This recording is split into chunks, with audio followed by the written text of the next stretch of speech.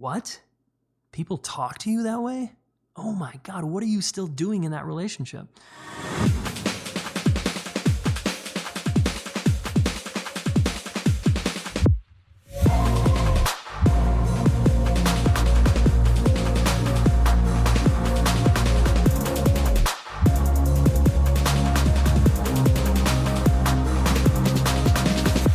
Hey, and welcome back to the Smart Couple Podcast. I'm Jayson Gaddis, your host. Very grateful to be here with you right now. Talking about long-term relationship, the dance of intimacy with one person over many years. How do we do that? How do we do it well? How do we do it in a way that works for both of us? That's what we discuss here at the Smart Couple Podcast. And we interview relationship experts, couples, everyday people, and my wife and I jam out sometimes, and I answer your questions. This podcast comes out twice a week, usually on Monday nights in Mountain Time Zone and Wednesday nights. And so you can look for us in iTunes or Stitcher. And probably the easiest way to get this directly to your phone is just to subscribe in iTunes to the podcast. That way you're not having to go to the website or whatever. However, I do like your comments, and your comments on the show notes are really, really helpful. And in the private Facebook community, the Smart Couple group, there's a lot of different ways in which I get feedback that informs how we serve you even better, okay? A reminder that part of my motivation for designing this podcast was to help people with one of the toughest areas of our life, but also one of the most rewarding areas of our life, which is partnership. To really do partnership well is very, very challenging for most people. And we don't learn this in school. There wasn't ever a formal class on this. So I'm on a mission, as you know, to teach and reach 1 million people how to do relationship in this way. And I want to give people the tools and the view and the fuel and all the gear required to go the distance in a partnership. So part of my mission here is to train relationship coaches, to educate the masses, and to eventually reach kids. Okay, I teach my kids every day by modeling how to do relationship with my wife. I don't sit them down and have a formal lecture. I live the kind of relationships I want them to have. Right? I live it. So you need to be honest with yourself. If you're in a partnership, are you modeling? Imagine, and let's say you don't have kids. Imagine having kids. Are you living example of the kind of relationships you want young children to have today? Because imagine these children growing up to be people in power with a lot of influence. What kind of person do you want them to be?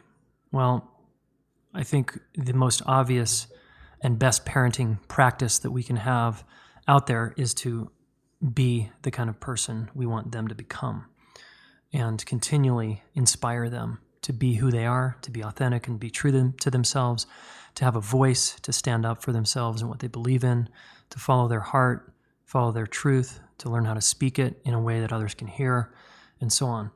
So my life and my marriage and my family is a dojo where I get to practice that every day. For example, I was just in the kitchen. My kids and my wife are making lunch. I pop out to say hello because I work from home. And my wife's like, "Did you just shave?" And I was like, "Honey." And kind of like, "Honey, you should be noticing me more often, babe. What's up?" And then she laughed and we had this long embrace, in front of our kids, and our kids are like, smiling, and eventually our daughter comes over and hugs our leg, and there's just so much warmth. And believe me, we have challenges. We go through shit. But that's the kind of, I'm imbuing the essence of a partnership onto my children, so when they grow up, they know what this looks and feels and tastes like. If they want this kind of relationship, they may not, I don't know. But at the very least, I know I'm in integrity with myself, knowing that I've lived it, right? And I work at that, just like you, every day, okay? On to a challenging topic. I get a lot of emails about abusive relationships. And it's always curious to me. I'm like, why do people email me that? That's not like my specialty. I'm not like a abuse therapist or a emotional abuse or sexual abuse or physical abuse expert. It's not really what I talk about that much. Regardless, people email in and say, yeah, but what about if my partner's aggressive or mean or calling names? What about if my partner is making threats? What if my partner hit me? What do I do when my partner doesn't want to come to therapy? What do I do when my partner just gets angry every time I suggest listening to this podcast? Okay, in one way or the other, I get a lot of emails about abusive relationships. So I said, all right, fine. I will ask the smart couple community if that's something they want to hear about. And so I posted in this group of 3,000 or so people and said, guys, do you want to hear me talk about abusive relationships? Given that I'm not an expert on the subject, should we talk about that? And they said yes. And we had lots and lots of comments. And so I'm going to take a stab at it. And I have experience with this personally and professionally. And I'm throwing my 2 cents in there because I want to talk about this. I got clear that I really want to talk about this some of the time. So here I go, talking about abusive relationships. Stay to the very end for your action step. And in the future, if you have any suggestions on who the world-renowned expert on abusive relationship is, I'd love to have him or her on this podcast. So we're open to suggestions on having a guest that knows a lot more than I do about this subject. All right. Okay. And in this episode, it's me mostly reading through a bunch of Facebook comments and answering questions as I go and telling a couple of vulnerable personal stories and just sharing what I think. All right, let's get to it. What's up, guys? Jayson here. And today we're talking about abuse in relationships. And I get asked questions quite a bit about abusive relationships. It's just not what I teach. I teach people to have empowered relationships. I don't teach people how to get out of abusive relationships. I don't diagnose personality disorders on my podcast. We don't get into a lot of terrain that would and could answer some of these people's questions. But today, I'm going to go out on a limb because I have experience both on the receiving end of what people would label abuse and on the giving end of what people would label abuse. So, I want to just frame this whole conversation by inviting you into the possibility that you have an abuser and an abusee living inside of you. I just want you to consider that possibility, okay? That is true for me. I have an oppressor and I have the oppressed inside of me. And that's a bold leap for some people to make in their development to recognize that, but I want you to consider that, okay? And someday you might look back and be like, wow, that feels true for me. All right, but regardless, we're going to dive into a lot of the Smart Couple listeners' questions about abuse. And this comes directly from a question I asked in the Smart Couple Facebook group. And I said, hey guys, I get a lot of questions about abuse. If I did a podcast on abuse in relationship, what exactly would you want me to cover about that topic? And about 60 something people responded. And then a lot of sub-responses below that within each response, and then a lot of likes based on the popularity of the comment or question. Okay, so I'm going to scan through this list. There's quite a list here. And know that I am just scratching the surface here. This podcast is not meant to be some end-all, be-all resource. However, I think what I'm going to share could help you if you feel like you or someone you know is in an abusive relationship, okay? All right. So first we have to define what is an abusive relationship. And you can Google that, what is an abusive relationship? And you're going to find a lot of different things. I'm going to keep it really simple. An abusive relationship is one where you feel consistently hurt by the other person's actions And in your perception, it feels intentional in some way. Okay, they're lashing out at you. They're what people call stonewalling.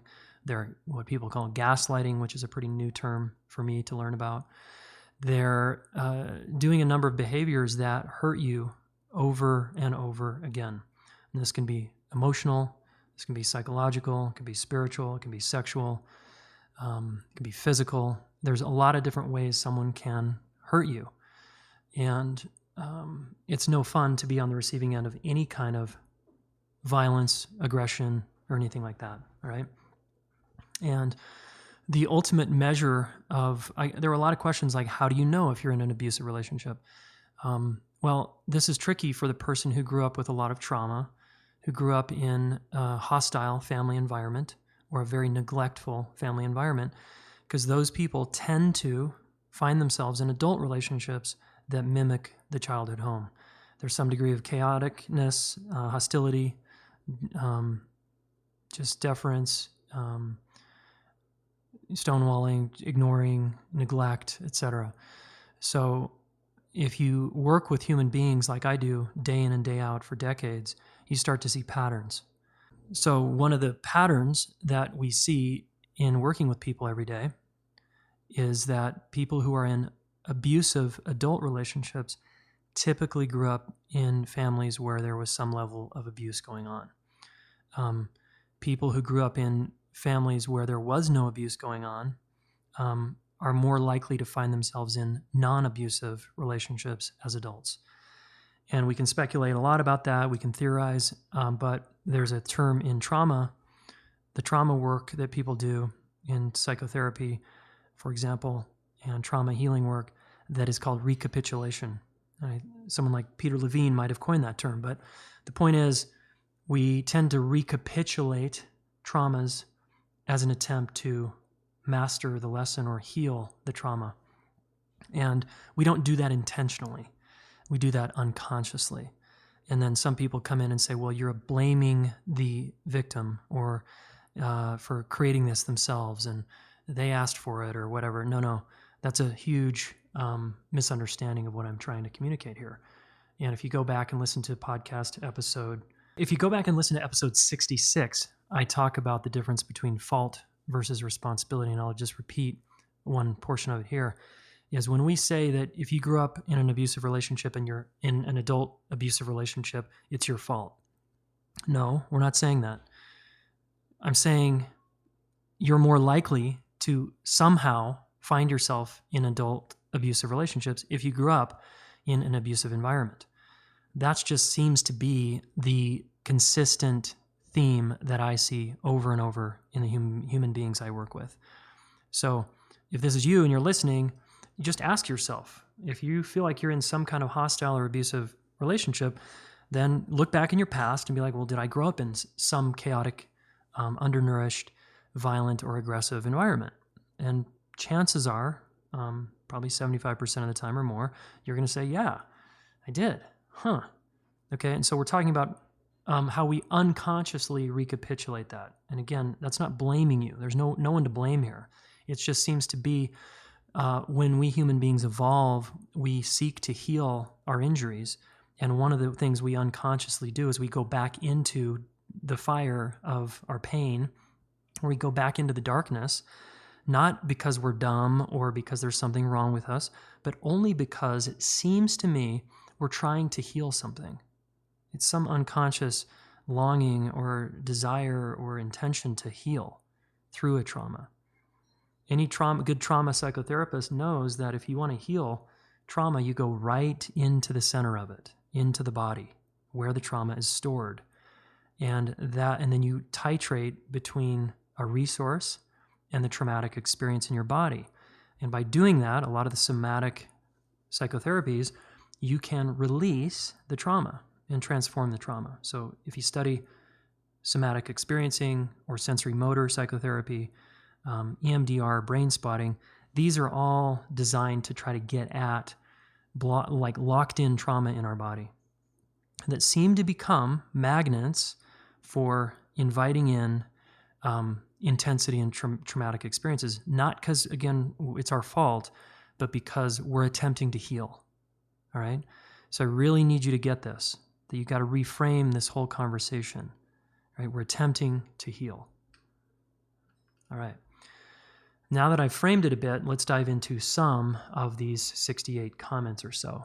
And like I said, if you like something I'm sharing here and you want to know more about it, perhaps we'll do a future podcast episode on one of the subtopics like gaslighting, stonewalling, setting boundaries, how to leave an abusive relationship. I mean, there's lots of subtopics here we could explore at length. All right, so this is a very broad strokes. All right. Okay, so Alexandra is saying, can you cover blatant abuse, insidious abuse, the types of abuse, resources so that people are able to get out of the situation? I feel a lot of people stay because they feel they have no support or financial fear. That is very true. The effects continuing that relationship may have on children and how that may manifest as adults in a relationship. Well, I already spoke to that part a little bit, that we're more likely to find ourselves in abusive relationships as adults if we grew up in them. All right. Yeah, she's basically saying, what are some resources and how do we leave? Well, it's hard because the easiest response you can give an abusive client, a client who's experiencing abuse, or a person is, hey, just leave the relationship. Well, easier said than done. I worked with perpetrators of domestic violence and victims of domestic violence and victims of all kinds of trauma, from incest to sexual assault to physical abuse, emotional abuse, spiritual abuse, you name it. I've at least worked with it at least once. And I hang around colleagues who this is all we talk about. So people who you just, like, the simplistic advice of you just need to leave is good. And it's sound advice, like, yeah, like find a way to leave that abusive relationship. But what the statistics show is that people will then leave that relationship if they finally have the courage or the financial backing or the support. They finally leave, and some of those people will find themselves in another abusive relationship. So isn't that interesting? So that comes back to my theory here that I'm talking about, that there's something going on. There's some recapitulation that's intelligent. That's an intelligent, adaptive response to try to heal this. Okay, it's not that you're dumb or ignorant, okay, or you're just masochistic or something. No, this seems to be what we human beings do. We seek resolution, all right? So watch your tendency, guys, to give each other advice on just leave the relationship. Understand how complicated it is for the person living in that position. It's very, very complex. And the idea in a therapeutic setting is we build up this person's support system so that they can leave. And even still, that person might go find themselves in another abusive relationship. So I would be encouraging all of you to build up your support system. You got to have real friends you can talk to about what's really going on and tell the truth. I'm getting hit in my marriage.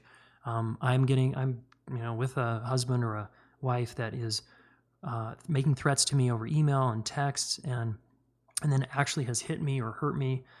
Talk about it. You got to find at least one person, one that you pay, like a therapist or a coach or someone, and then one that you don't pay, like a friend, relative, someone that you feel safe enough with to say, look, I am in a really bad situation in my relationship. Okay, that's the first step. It's like admitting you're an alcoholic, right? If you're drinking every day, that's the first step. Admitting there's a problem, number one, to yourself, and then number two, to someone else. Okay, it's really, really good move, because then you can begin to build the support system to get out.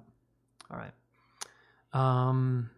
So Tara's saying, what about addressing legitimately identified personality disorders within abusive relationships? Identifying if there's a point where you shouldn't be going back and trying to be the healing mediator, steps to keep your reality from being sucked into their personality disorder. All right, so this brings up another podcast we could do on personality disorders. Okay, that term gets thrown around a lot by people who feel victimized in life. They will say, well, I'm with a sociopath, I'm with a narcissist, I'm with a person who's abusive, and so on and so forth. Well, that might be true, but labels, I don't think, really get us to the root of the problem and how to address it. They can help, sometimes diagnosing someone and being like, putting them in a little box and saying, you're a narcissist, and oh, okay, now I understand why I'm in such a painful situation, that can help for sure, but it doesn't go far enough. I have to, if I'm dating a narcissist or what I'm labeling as a sociopath or someone who's stonewalling all the time, I have to look at my part in that. Why am I still with this person? Why am I dating them? What's going on with me that has me impoverished and feeling disempowered and victimized and not strong enough to stand up for myself or get out of here? What does that say about me, and what do I need to do about that? Okay. So on the Smart Couple podcast here, we talk about personal responsibility. And, sometimes we don't feel strong enough to take personal responsibility, and we need to call the police, for example, to help us because we're not physically strong enough or emotionally strong enough. We need to call the courts. We need to call a friend. We need to call someone to intervene and get us out of that situation because we can't do it ourselves. That's really valid. And what we're moving toward in maybe your everyday abusive relationship is getting out ourselves, mustering up the courage, the strength, valuing ourselves, having the self-worth to leave those relationships. So this comes back to how do we leave? You do the work of valuing yourself and not tolerating people treating you disrespectfully, right? A lot of you, if you're in an abusive relationship or a neglectful one or a hostile one, you don't know that it's possible to have that not occur because it hasn't been your reality maybe ever. Maybe you grew up in that family that I was talking about earlier. So it's very challenging for you to know, like, there's another normal that you could be experiencing, right? I don't have any disrespect going on in my marriage. And the few times it's popped up over the course of, the 13 or so years that my wife and I have been together, we immediately address it. And it's just not an issue, right? And we work really hard on ourselves and our marriage so that these kind of things don't happen. So any form of disrespect and so on and so forth isn't normal. Okay, it's not okay. And you got to stand up for yourself and speak that. Hey, this isn't okay with me. And if you're feeling your life is threatened or your physical safety is threatened, again, you need to be doing a lot of inner work in your spare time, in private, and then reaching out to a few key people and then eventually getting the hell out of there, right? Because the threats can be huge in terms of people leaving. And then if you have kids and you're attached to, let's say, a man and he's the breadwinner and you're completely dependent on him, there's all kinds of valid reasons why you'd stay, right? And so we need to do the work to get ourselves in a position to leave. Emotional abuse, Tina's asking about persistent controlling behavior around money, disrespect, insults. Okay, I'm always amazed when people say, yeah, what do you do when your wife's telling you that you're a fucking loser or your husband's telling you you're a fucking bitch all the time and to fuck off? I'm like, what? People talk to you that way? Oh my God, what are you still doing in that relationship? So again, we're talking about someone who doesn't know another reality, right? In my world, it's never okay to scream and yell at someone, make insulting comments, disrespect in front of someone else or in private, to throw someone under the bus. All that is like way off limits and out of bounds in my world. Now, everybody here listening, you have your own line, what works for you and what doesn't. Unfortunately, people that have been hurt a lot in relationships, their line is really wide of what they're willing to tolerate or able to tolerate. I wouldn't last 2 seconds in an abusive relationship, whereas someone else might last 2 years because I would get the hell out. Be like, whoa, you don't get to treat me this way. Hold on a second here. Now, if I felt powerless to get out, it would take me longer than 2 seconds, but I would do my very best to get out of there as soon as humanly possible. And that's all I would spend my time focusing on is how do I get out, right? Gaslighting, I just want to define this for people. A lot of people asked about gaslighting. And according to Google here, it's to manipulate someone by psychological means into questioning their own sanity. It's a form of manipulation through persistent denial, misdirection, contradiction, and lying in an attempt to destabilize and delegitimize a target. So, yeah, this is a very sophisticated person that can do gaslighting on you, and you can be like allow yourself to be manipulated, right? So remember, this podcast is about love and loving human beings, and every person is worthy of love here. And even the person that's gaslighting you. If we go back in time and we got in a private room with them, we would find that they grew up in a really hostile environment and they had to fend for their survival. And they learned through a lot of sophisticated little maneuvers as a little boy or a little girl how to get the hell out and avoid threat and to get connection and to get things. So some of the most sophisticated people in their personality have often grew up in deeply hurtful environments. And if we can just picture them as this little boy or little girl, like, oh, right, you are so wounded and you don't know any other way than to do this to me and to other people. This is your thing. This is the game you play in life, to survive and to get what you want in life. And yeah, it comes at a pretty high expense to me and my family or other people I care about. And that's the deal, right? But they're not bad people in my world. They're wounded people, and they're deeply hurt, and they have a massive wall of protection, and they would never let you in and never let you go there, most likely. So we just have to remember that any, quote, abuser is also worthy of love. I want you to try that on. You don't have to take my word for it, but if you do enough work on yourself and go down the rabbit hole far enough, you'll see that every human being is worthy of love, without exception. Even the worst of the worst, okay? And if we knew them, they were deeply wounded little boys and girls at one point, okay? And if they were laying there on the floor in their childhood home and you walked by, my guess is, and you could help them, my guess is you would. You'd lend a hand, right? So that's what we're talking about here. We're not going to, I'm not going to tolerate people making someone wrong and just blaming, right? Someone as in they're this monster. No, they're that way for a reason, okay? It's okay to be angry at them and to feel deeply betrayed or whatever you're going to feel, but you're going back, you're just playing the same game they are. If you just come after them with your blame and attacks and all that, just get the hell out. Work on yourself to the point where you can move on in a good way and let them continue to flail around in their life and hurt other people. Like, call the police, but it's not your job to save humanity from that single person.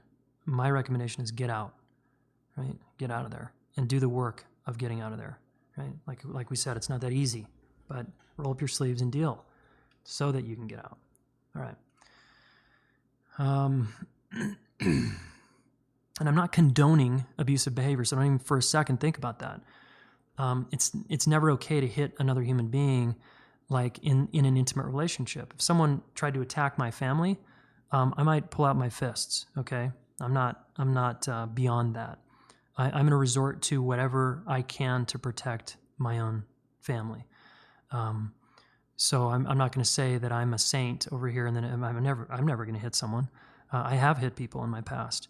I've been hit, and I would do it again if someone was threatening me or my family. It's the last resort for me, but I'm just a human being. I'm not some enlightened monk. So maybe we're different there. All right. Lenora, boundary violations, provoking behavior, words not lining up with actions. Mother wound, putting words in another's mouth, non-stop complaining. Okay, so she says complaining is a form of abuse in my house. Well, if it's then great. Define it as that and set some boundaries around it and move on. Or train your partner to the point where we don't do that here. All right. Look, remember, so many of us are wounded. Pretty much all of us are wounded. And how do we do this adult thing as being in an intimate partnership with one other person? To me, it's the hardest thing in life. So, and maybe it's harder for you if you're in this kind of environment, but it's still your responsibility to do something about it. Get out, change it, and transform the whole thing, right? You can't continue to hope and expect other people are going to keep pulling you out of that. At a certain point, you got to pick yourself up and value yourself in such a way that you move on. Anne, the link between childhood abuse and feeling at home in an abusive relationship. Yep, that's what we're talking about here. Why it feels so right and how to spot that. Also the link between dissociation and not trusting, hearing the gut, and putting up with abuse. Yeah, I mean, sometimes I know for me, I'm really dense, and it takes me many times to learn a lesson. Some of us need to be hit or hurt many times before we stand up for ourselves, before we finally value ourselves and don't tolerate hanging around that certain crowd. In other words, we go down the metaphorical dark alley again. There's a great poem you may have heard about walking in a hole. You walk down the street, I step in the hole, I get out, I walk down the street, I walk in the hole again, I get out. And then the moral of the story is like, at some point I choose a different street, right? Yeah, that's what we're talking about here. So yeah, you're right, Anne. It's really compelling how, and really interesting to me, fascinating actually, how people will almost feel comfortable in a hostile environment and or a hurtful or manipulative or secretive environment. And again, it speaks to their past. So we have to identify that for ourselves, and we have to take notes, really good notes, and leave, because we'll check out and we'll dissociate away from the truth of a pattern trying to arise into our awareness. We'll dissociate away from it to kind of forget to keep going in the same old pattern. So it takes a lot of presence and wakefulness and a good community around us and good guides to help us snap out of our trance and be aware enough to spot the signs and spot the writing on the wall. Taylor's asking about name calling. I already said it. I'm not cool at all with name calling. I would never tolerate that. Okay, here's the thing about boundaries is if you set boundaries but then don't follow through with them, in other words, you make empty threats of leaving and never follow through, you're just not trustworthy. And you continue to train and send the message to your partner, your abusive partner, that you don't have a spine and you don't have boundaries and you're not going to follow through anyway, so I'm going to keep name calling you.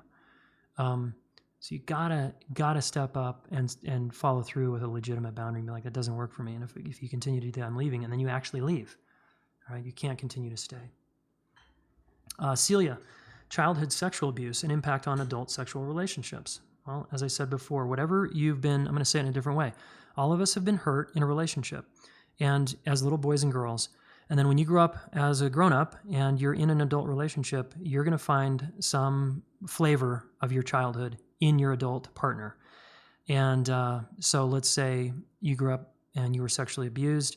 Chances are you're going to find a partner where the sexual challenges you have are related to your abuse. And you're going to have to work through those. I mean, you can find a new partner, but your sexual issues now will keep following you because they're your issues. It's not your fault, but it's your responsibility to continue to heal from that and get empowered sexually, for example. And that just means feel okay about the way you show up sexually and find partners who will respect you and show up in a very loving, respectful way toward you sexually, right? And if that's not happening, again, you've got something to learn and work out there. And you don't have to you don't have to just stay in an abusive relationship to work it out. Go find a really good therapist or someone to help you work through that, okay? Stacy, what about that gray area where mean words and poor communication and retaliatory words become verbal abuse? Yeah, to me, it's not gray. Someone's trying to retaliate with words and it feels out of bounds for me. I'm going to speak up.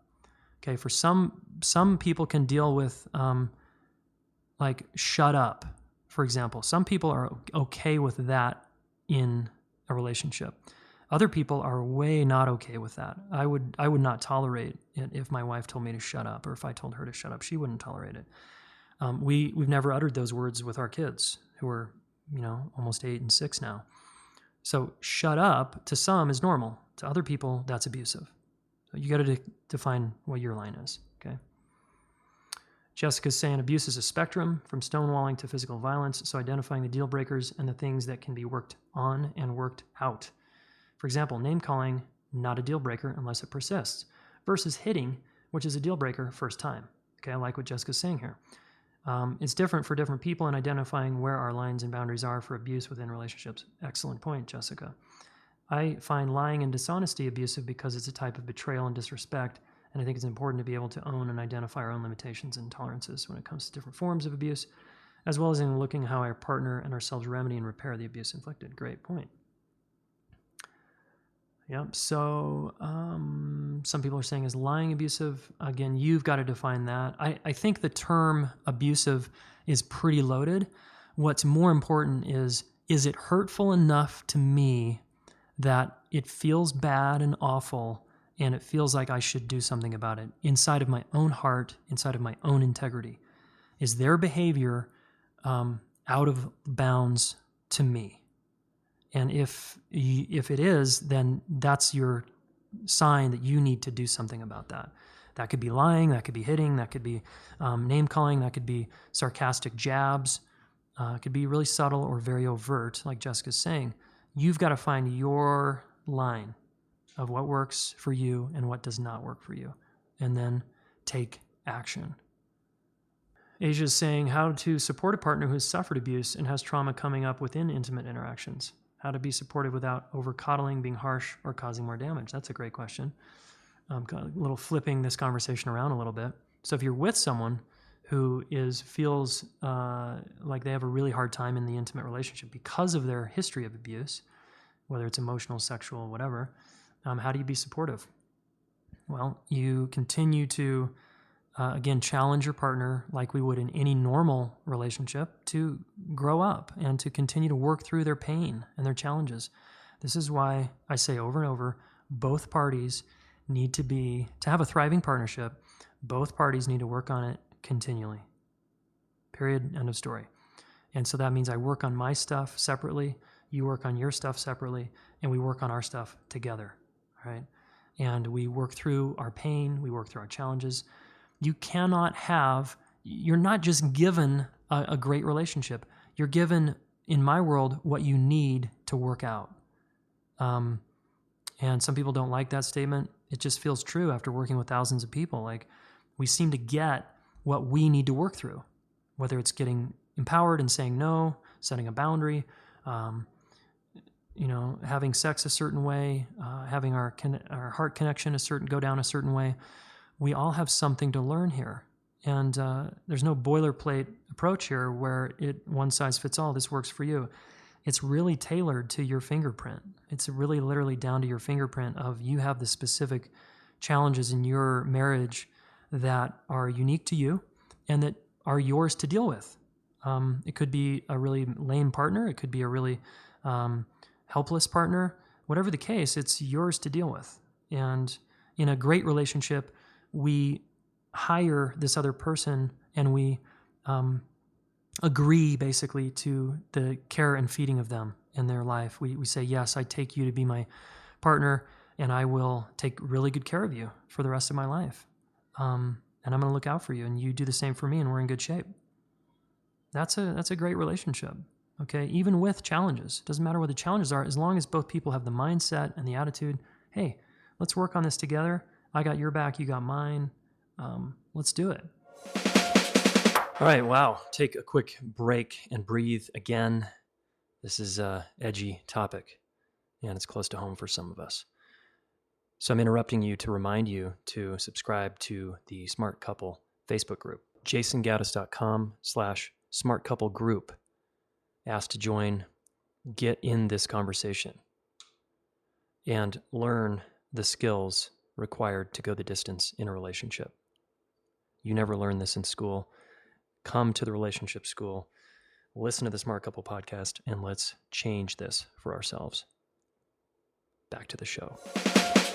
Megan, Jayson, I would also include a section on being careful to not use your pain to easily diagnose personality disorders via the web. In pain, it would be easy to relate to a lot of the signs and symptoms of abuse on that particular moment of victimhood. That's a great point, too.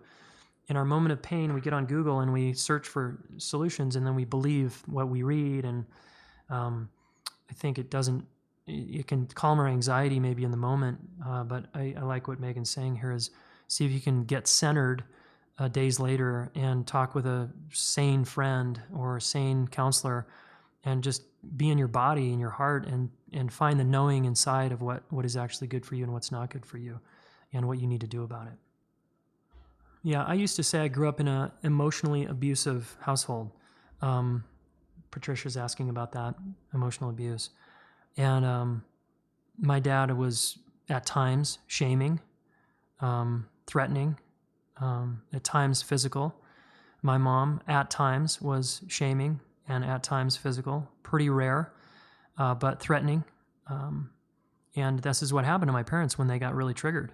They would go into the back part of their brain like any of us, and they freak out. And it's really, really scary to a child and hurtful. But now that I'm a parent and I understand my parents more and I understand psychology in a very deep way, I don't call my parents emotionally abusive parents. I call my parents normal parents going through a lot of stress and a lot of challenges based on everything that was going on in their life at the time. And they acted in a really normal way without tools. They acted out in a, like any of us would if we don't have tools. And they did the best they could and they rocked it out. So I would also be careful of just the labels we use. I grew up in an abusive family. My dad was abusive. That's one side of the coin. My dad hurt me. As I always like to encourage, let's look at how your dad helped you and was also supportive. Remember, the brain's negativity bias will only focus on threat, where it's twice as likely to focus on threat than for support and where the love is. So we're dealing with our brains also, all right? And remember, we act like animals when threatened. And all it takes, the classic example that I used to work with at the mental health center was the abusive man who I was facilitating in group therapy was like, yeah, I just put my hand in front of the doorway and my girlfriend called the police. And the next thing I know, I was in handcuffs and in jail because I put my hand in the doorway and I blocked the doorway. Because that, in a lot of states, that's domestic violence. If you block your partner from leaving the house with your arm, that's domestic violence. And some of those guys never laid a hand on their girlfriend, but they did that. And that gets, that gives you a 9-month group therapy experience that you don't want to be in. And it gives you lots of fines and it gives you lots of therapy you don't want. So I'm not sure it's the most therapeutic thing in the world, but it was really interesting for me to learn about. And that man, when I dig in there, a few of them, in the group setting, they would open up only so much, and then individually they'd open up a lot more, right? Because they felt even safer, because they didn't want to be seen in front of the other men as like weak or having issues. So you'd get them in a private room, and they'd open up a little more. And invariably the guy would feel he grew up with a mother who abandoned him. And think of a little boy, a 4-year-old boy, whose mom threatens to leave him if he doesn't clean up his room or if he doesn't cook dinner because he's 4 and they're poor and they don't have any resources and they live in the hard part of town. And the mom says, if you don't do this to your brother or make your bed or do whatever, make the dinner, I'm going to leave. If you keep acting this way, I'm out of here. And then one day she does leave. What does that little boy tell himself? He tells himself that it was his fault that his mom left. And then he finds himself into an adult relationship with a girlfriend. And she, in her upset, in the back part of her brain, just makes a very normal human statement like, I can't handle this relationship anymore. I'm out of here. I'm leaving you. And what does he do? He goes right back to that moment when mom left him and he freaks out. Okay? And he'll resort to physical violence sometimes to keep his mom basically in the house because it's that threatening for him. Now, again, I'm not saying this is right or wrong, or this is just what happens to us human beings. When we have a wound that big, it plays out in our adult relationships. So please, please, please keep looking at your own past. And the more you address and face it in a genuine way and resolve some of the issues from the past, the less you have to work it out in the present. I'll always be working my shit out in the present moment with my wife. I don't have a fantasy that I'll one day be on the summit and be like, whew, that was good. That was a rough ride. 20 years of that. I don't have any more issues. I don't think so. I'll have issues the rest of my life. It's how I work with those issues. And I'm proactive. I'm like, ooh, I sense a little trigger. I go work on it so that I don't have to get tripped up in my marriage and then treat my wife with a tone of voice or in a way that doesn't, totally work for her. So got to do the inner work, guys. Always, always, always. Ariel, I'm on the board of a nonprofit that raises awareness around domestic violence and relationship abuse. So my answer is yes. I think something that is very important to opening up the conversation is how many forms of abuse there really are. It's rarely, if ever, starts with physical, and in many cases, it never reaches the physical level, but instead is executed in tiny manipulations and ways to control the other person. I think that's probably true. Covering the ways in which we can recognize abuse will be helpful for many people out there. It would probably be another episode, but many toxic relationships are mutually abusive. While one party may receive the abuse on a deeper level, mutually abusive relationships are about consistently triggering one another. Deep, deep gratitude for wanting to cover this topic. Okay. Yeah, I think Ariel's got a great point there. Again, we have to look at our role. If we're in an abusive relationship, and again, please do not misinterpret that as it's your fault. We have to look at what we're responsible for. Well, I'm choosing to stay in this relationship. That's on me. I chose to have a baby with this kind of monster of a person before I did my homework, right? We had a baby within 6 months, and I didn't really know him or her, and now come to find out I'm dealing with a monster. Exactly. That's on you, okay? I made that choice. Again, not your fault, just I chose that. And I'm still choosing to be in this kind of relationship, right? So, yeah, I like what she's saying just about mutually, where we trigger each other. And then if we don't deal with it with adequate tools, and it goes on and on, it just gets really draining. It leads to burnout, right? Most of us get very burned out on an intimate relationship that is constantly in trigger land, and we just can't get out of it. You'll usually leave those relationships and get a little bitter and sour on intimate relationships, and then you'll be in your 40s or 50s and single, but kind of not happy either. So it's like, okay, do I want to be bitter and alone, or do I want to be triggered in a relationship and learn how to work through it? And again, that requires mutuality, remember? You can't work on your triggers unless both parties are raising their hands saying, yeah, let's do it. I'm in. Okay, Leanne, what's up? All I can say is I'm glad you're covering this topic. I want to learn more about less obvious forms as emotional, stonewalling, gaslighting behaviors. Stonewalling, quick definition, is a refusal to communicate or cooperate. Such behavior occurs in situations such as marriage, guidance counseling, diplomatic negotiation, politics, blah, blah, blah. Yeah, so stonewalling is I don't want to talk about it, right? I don't want to talk about it. I'm not going to talk about it. That is a huge bummer. And if you're in a relationship where someone's telling you they don't want to work on it or talk about it, or can't we just get along and brush it under the rug, get out, because that relationship will never reach a fulfilling place. It's impossible to have no drama in a relationship without working on the drama. You can't just make it magically go away, all right? So those kind of behaviors, you got to stand up for yourself. What's your line? Stand up and say, absolutely not, but then follow through. Mean business, right? And Deb's saying, I agree. So many of my friends say, Stefani, knowing what is abusive versus you're triggered and it's within the zone of normal. And Deb says, I agree. So many of my friends say, isn't that abusive? Should I put up with that? But the truth is they're triggered and feel hurt. But when does it cross the line? Okay, this is a really, really good question. It crosses the line when you personally know yourself and know that it crosses the line. Like, oh, that was out of bounds. Okay? I'll never forget that moment when a former partner raised their voice at me, and I was like, I had a huge, no. I was like, whoa. You don't get to talk to me like that. That's out of bounds. Absolutely not. I will not put up with that kind of language ever. And then it never happened again. Okay? So, but that takes me knowing where my line was. I knew based on the feeling I had, because people don't normally treat me that way. I was like, what? How are you talking to me? Okay, that's not okay. I've also had a friend yell and scream at me. And then that wasn't cool. I was like, dude, no. It took me a while because I was deer in the headlights. I was like, I just froze, right? This was a very close friend, and he screamed and yelled at me. And I was like, ugh. I was speechless. And then it took me a while to get my wits. And I was in a really resourced place because I'd come off a meditation retreat, but I still was frozen. And then I froze after. And then I realized, whoa, he so crossed a line. That was so not okay with me.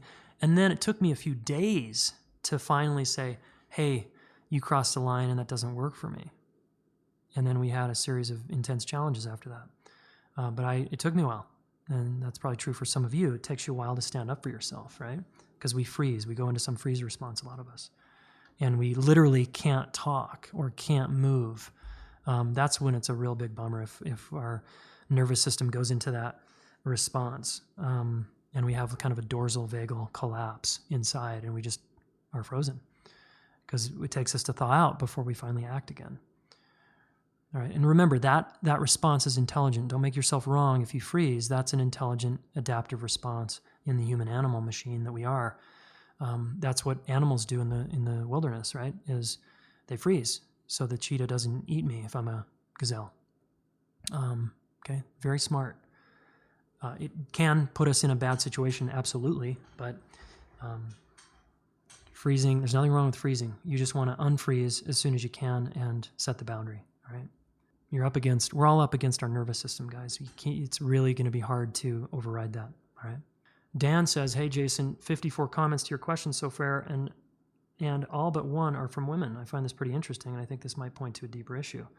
I believe that what sets you and your podcast apart is your advocacy for self-responsibility. As such, how about covering how to take responsibility for the abuse in our lives? Yeah, that's what I'm suggesting here, Dan, is I have to look at my part. Without blaming myself, I just have to say, what can I take responsibility here for? Well, I'm still here, etc. Okay, and I'm going to continue to bang this drum at the risk of losing listeners, because I refuse to sit on the sidelines and not coach people to stand up for themselves over time and to learn from their mistakes and to learn how to get out. We've got to get out of these kind of situations and take good care of ourselves and value ourselves more. That's on us. We can't farm that one out. Hey, will you value me so much that I somehow feel better about myself? I mean, that's nice. When I have a bad day, I love it when my wife will just appreciate me, and pick me up with a little praise. That's okay. But I also, at the same time, need to do my work and pick myself up. It's a both and here, not an either or. And yeah, believe it or not, a lot of men are in abusive relationships, and they're the victim, quote, victim of the abuse, with a hostile woman, a manipulative woman, a woman who's stonewalling, gaslighting, you name it. It happens. I think we tend to hear about the more common example is the man is the abuser and the woman is the victim. Let's just look up the stats real quick. Okay, so in the last 12 months, 5.4 million men were victims of intimate partner violence, 2.3 million victims of serious physical violence, yet there are virtually no programs to serve them. Intimate partner violence by women increases the chances that they will themselves be victims of intimate partner violence. Okay, that's from savesservices.org. And then there's statistics here on the National Coalition Against Domestic Violence. Let's take a look at these stats real quick. 1 in 3 women and 1 in 4 men have been victims of some form of physical violence by an intimate partner within their lifetime. So it's actually pretty close. 1 in 5 women and 1 in 7 men have been victims of severe physical violence by an intimate partner in their lifetime. 1 in 7 women and 1 in 18 men have been stalked by an intimate partner during their lifetime to the point in which they felt very fearful or believed that they or someone close to them would be harmed or killed. On a typical day, there are more than 20,000 phone calls placed to domestic violence hotlines nationwide. Jesus. Intimate partner violence accounts for 15% of all violent crime. Women between the ages of 18 to 24 are most commonly abused by an intimate partner. Yeah, this is a big deal. And of course, there's the stats for men. Warren Farrell, who I'm trying to get on the podcast, wrote a book called The Myth of Male Power, and he actually really digs into this on the male side in terms of males being victims. And a lot of people don't want to hear that. But believe it or not, men, particularly in the prison system, are victims of rape and intense domestic or physical violence every day. And not just in prisons, of course, in the streets. So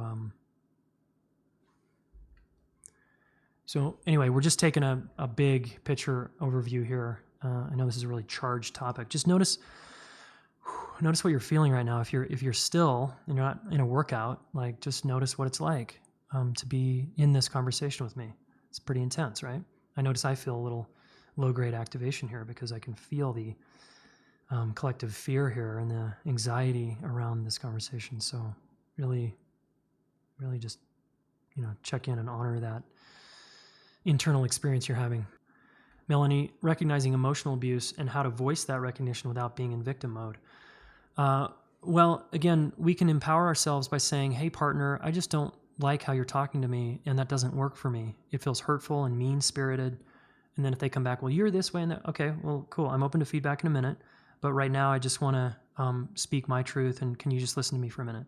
Yes, okay, thank you.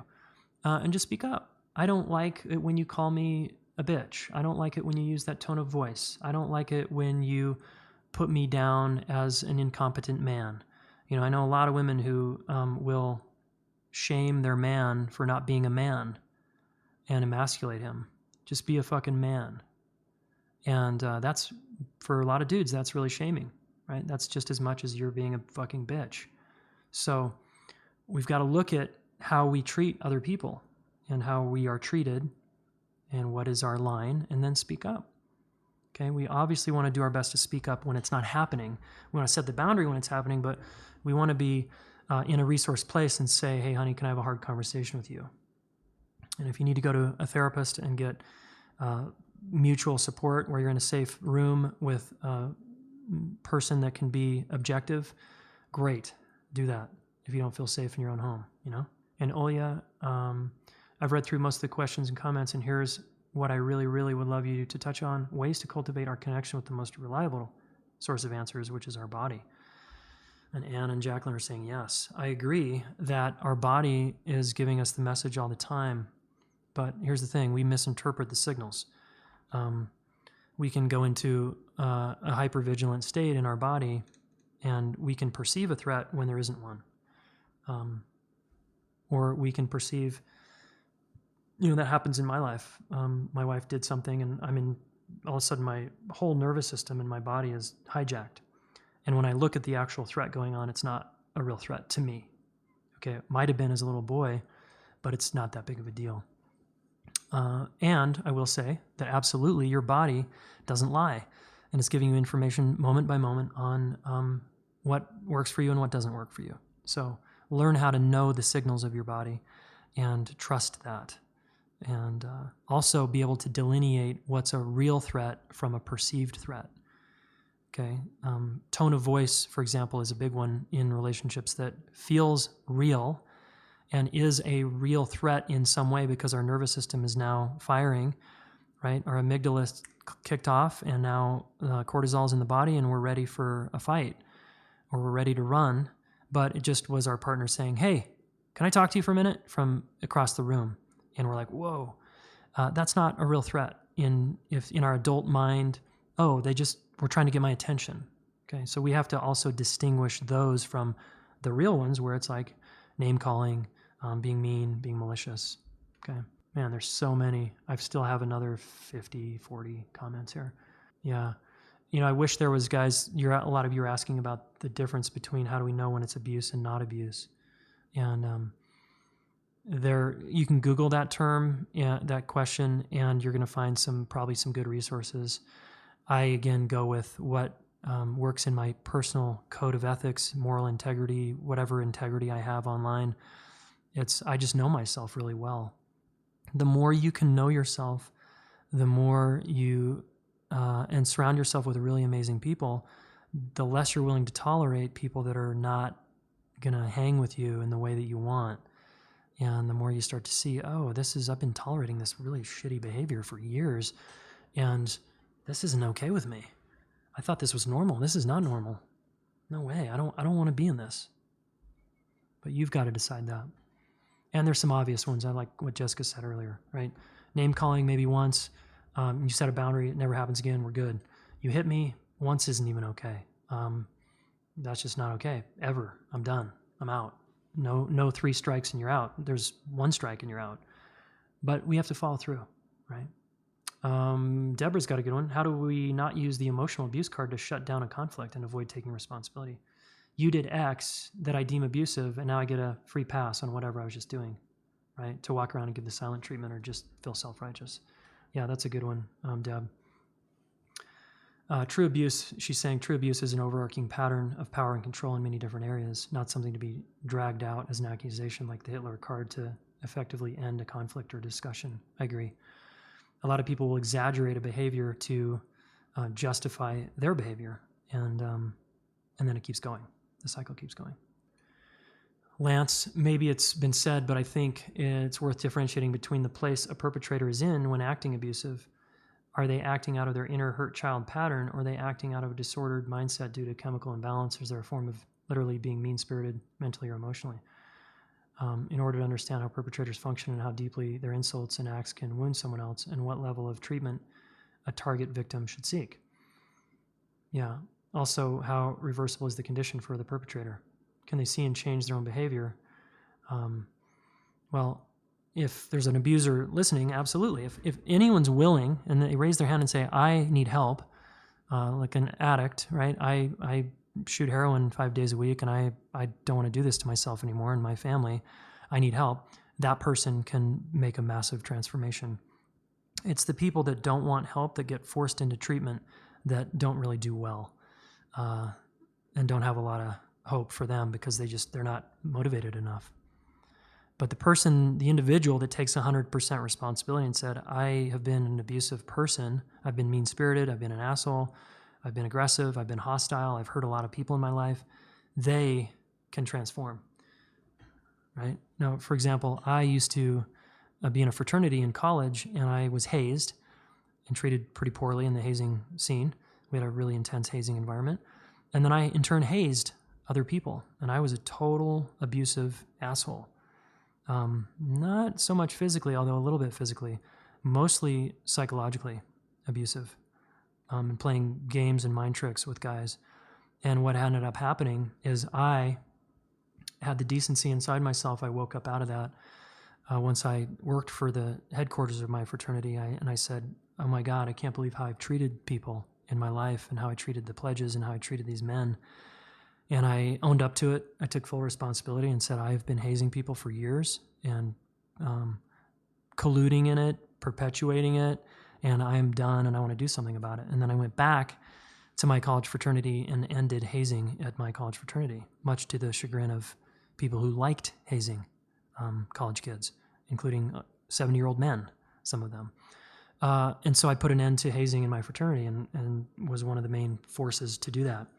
So yeah, absolutely, Lance, people can turn around. I'm a perfect example.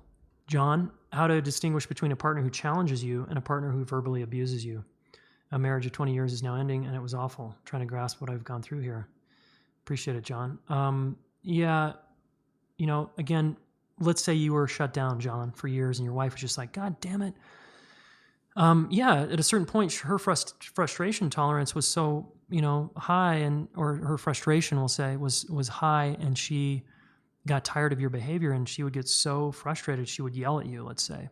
And if you feel bad about yourself and feel bad about how you're showing up, like ashamed, and your tail's between your legs, you're going to take that abuse because you feel like you deserve it. But if, on the other hand, you are like, hey, I'm working my ass off here, I'm doing the best I can, and you're like yelling at me, I don't appreciate that. You would stand up for yourself because you wouldn't be run by your shame, and your tail wouldn't be between your legs. You'd be standing tall and saying, whoa, honey, you don't get to talk to me like that. Let's work this out. Let's negotiate something here, and let's speak in voices where I can actually hear you. But the classic example of a man with an abusive woman is that he's ashamed and feels like a doormat, and she's sick and tired of him behaving that way and wants him to step up and man up, and so she uses a lot of the same tactics men use on each other to put each other down to try to motivate him, and it just doesn't work because it just further entrenches him in the shame cycle. Kelly, I'm interested in understanding when anger becomes emotionally abusive. Yeah, when I cross a line based on my partners, the way they operate and what works for them and what doesn't. It's okay to get angry at a partner. Hey, I'm angry at you right now. That is okay. in some relationships. In others, that might blow someone out. Okay, but that's okay in my relationship. That's okay with my kids. Hey, I am angry at you right now, and stop. You need to stop right now. Okay, to raise our voice and get firm with people is perfectly cool in my world. But you need to know your partner. Calling them names and shaming them and making threats while you're under, in the back part of your brain and the cortisol's ripping through your body, I don't recommend that. Unless you're trying to protect yourself and someone's coming after you physically or in a, assault kind of way, then absolutely turn into a monster and get them off your back and get the fuck out of there and go get some help.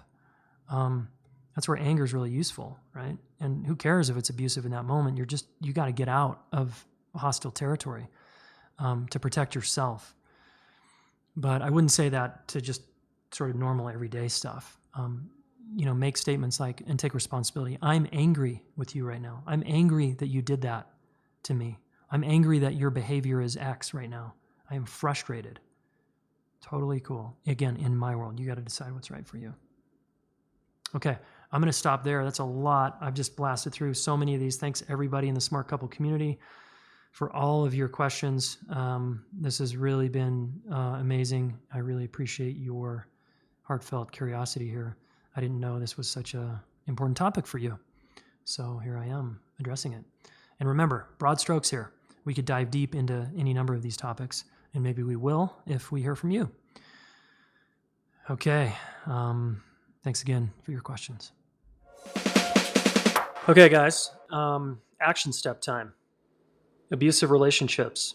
I want to first thank my Smart Couple community for all the engaging, thought-provoking comments and questions here. And, this is intense material, intense terrain. So notice what you're feeling again. Notice if you're activated, because you may be in an abusive relationship or know someone who might be in one. And it's a lot to go through, and it's a lot to extract yourself. So for anyone that's in let's call it we're going to use the word abusive relationship because that was the term we used in the podcast here. But a lot of you are not in an abusive relationship, but you're in a relationship where you feel disrespected, discounted, not treated well. It doesn't feel mutual. You're pulling most of the weight. They're maybe dragging you down, or they won't do the work with you, or so maybe it's not so extreme as someone hitting you, right? But I just want you to, for those of you who feel challenged in that way by a partner who is, let's call it just disrespecting you, here's your action step. And it's not leave the relationship, okay? Because you won't do that. It's, I want you to make a list of everything you're getting out of the relationship being the way it is, because you're still in it. So you need to look at what you're getting out of it. All right, this is something I learned studying psychotherapy years ago, was looking at the hidden payoffs to staying in hurtful situations. And this is confronting. I get it. Most people don't want to even ask that question. I'm not getting anything out of it. Well, no, that's not true. You wouldn't be in the relationship if you got nothing out of it. So what are you getting out of it? All right, go there and play with that exercise. Now, because you didn't learn how to do intimacy in school, and maybe you weren't never taught how to be with someone that treats you with respect and dignity and honored who you were, because you never got this class, I want you to consider enrolling in the class in the relationship school. Okay, I'm just giving you a heads up now that it's 2017 that in the spring, late spring, we will be enrolling in the super early bird application process for the relationship school. So I'm planting a seed now, and you might want to join us. You might want to consider learning relationship, because when you assume you have it all figured out, you get what you got, right? So You got to learn, guys. It's that simple. And you can find out more on my site. It's one of the tabs, just jasongaddis.com, and then the tab is the school. You can click on that if you want to read a little bit about what we're up to right now. Okay? We'll include that link in the show notes. All right, everybody, have a beautiful rest of your morning, day, evening, workout, commute, whatever you're doing right now, and we'll talk soon.